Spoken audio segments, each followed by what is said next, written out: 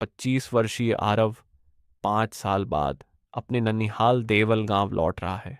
उसकी नानी की अचानक मौत की खबर आई थी, लेकिन गांव के बाहर बस रुकते ही उसे अजीब बेचैनी महसूस होती है।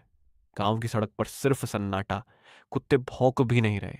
देवल गांव पहले कभी इतना शांत नहीं था। यह शांति नहीं, तूफान से पहले की खामोशी थी। आरव गांव में चलता है और हर घर के दरवाजे बंद, बाहर ताले खिड़कियां जड़ी हुई हैं। जब वह नानी के घर पहुंचता है, दरवाजा खुद ब खुद जर्र से खुल जाता है। आरव अंदर जाता है। घर में धूल टूटी चीजें, नानी की पुरानी किताबें बिखरी हुई हैं। उसे एक डायरी मिलती है। डायरी का पन्ना। आरव, छलावा लौट आया है। वह किसी को नहीं छोड़ता, पर उसके बदले की वजह आज भी छुपी है। तभी पीछे से एक कड़क आवाज, इस गांव में रात को बाहर मत निकलना लड़के, उसे नए लोग पसंद नहीं। कौन? छलावा। ये सब अंधविश्वास है। अगर अंधविश्वास समझते हो तो आज रात खिड़की मत खोलना। वो पहले छाया भेजता है, फिर खुद आता है। आरव के चेहरे पर चिंता की लकीरें। रात 12 बजे आरव बिस्तर पर है। अचानक खिड़की टप टप टप करने लगती है। वह उठकर देखता है, कोई छाया बाहर खड़ी है। छाया के नीचे पैर नहीं है। छाया धीरे धीरे कांच पर हाथ फेरती है।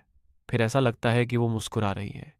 आरव घबरा जाता है, पर्दा खींच देता है, लेकिन कमरे में अचानक ठंड बढ़ जाती है और बिस्तर के पीछे कोई खड़ा है। धीरे धीरे लंबी मरी हुई गर्दन, उल्टी आंखें, छलावा। लेकिन अचानक वो गायब हो जाता है। छलावा किसी को मारने नहीं आया था। वो चेतावनी दे रहा था, क्योंकि आरव ही इस कहानी की कुंजी था। अगले दिन आरव गांव के बुजुर्गों से पूछता है। सब चुप। फिर मास्टर हरी उसे ले जाते हैं पुरानी बावड़ी पर। वहां 20 साल पुरानी दीवार पर एक लड़की की तस्वीर उकेरी हुई है। ये है सेना, जिसे गांव वालों ने डायन कहकर जलाया था, लेकिन वो निर्दोष थी। मरने के बाद उसकी आत्मा छलावा बन गई। अब वो हर उस इंसान से बदला ले रही है जो सच छुपाता है। लेकिन इसका मुझसे क्या संबंध?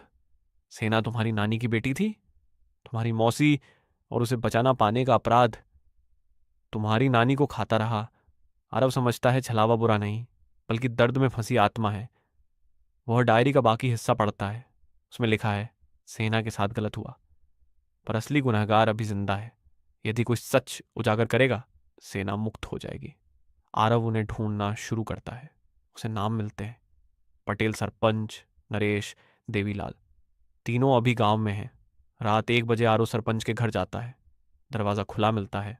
अंदर सरपंच की मौत, शरीर मुड़ा हुआ, आंखें बाहर, कमरे में ठंडी हवा। छलावा मौजूद है। दूसरा देवीलाल चिल्लाते हुए भागता है, पर पेड़ की शाखा खुद टूटकर उसके ऊपर गिरती है। तीसरा नरेश बावड़ी के पास गिरा मिलता है। लगता है जैसे किसी ने धक्का दिया हो। आरव चिल्लाता है, सेना बस करो, तुम्हारे साथ गलत हुआ, पर मैं तुम्हारी कहानी सबको बताऊंगा। तुम्हें इंसाफ मिलेगा। क्या सच कहोगे? धीरे धीरे हवा में धुंध इकट्ठी होती है। एक दर्द भरा चेहरा दिखाई देता है। सेना की आंखों से आंसू गिरते हैं। जमीन पर टकराते ही धुआं बनकर उड़ जाते हैं। सेना मुस्कुराती है और धीरे धीरे गायब होने लगती।